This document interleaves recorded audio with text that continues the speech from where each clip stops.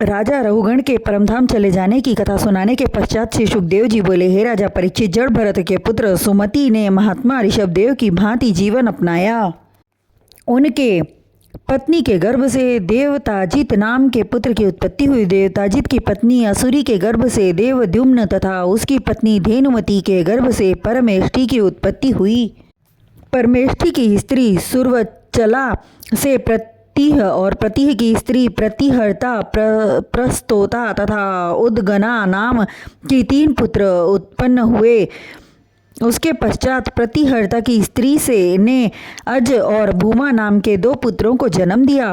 भूमा का विवाह ऋषि कुल्या से हुआ, जिससे उद्गति नाम का पुत्र उत्पन्न हुआ। उद्गति को एक पुत्र की प्राप्ति हुई जिसका नाम प्रस्ताव हुआ। प्रस्ताव से विभु की उत्पत्ति हुई। विभु से पृथुषेण, पृथुषेण से नक्त, नक्त से उदार कीर्ति तथा गय की उत्पत्ति हुई। गय का जन्म प्रभु श्री नारायण का अंश प्राप्त कर हुआ। गय ने अनेकों यज्ञ किए तथा धर्म पूर्वक प्रजा का पालन किया। राजा गय की स्त्री गयंती के गर्भ से चित्ररथ, सुगति एवं अवरोध नाम के 3 पुत्र उत्पन्न हुए। तदनंतर चित्ररथ की पत्नी ने सम्राट नाम के पुत्र को जन्म दिया। सम्राट के पुत्र मरीचि तथा मरीचि के पुत्र बिंदुमान हुए। बिंदुमान के पुत्र मधु, मधु के पुत्र वीरव्रत हुए।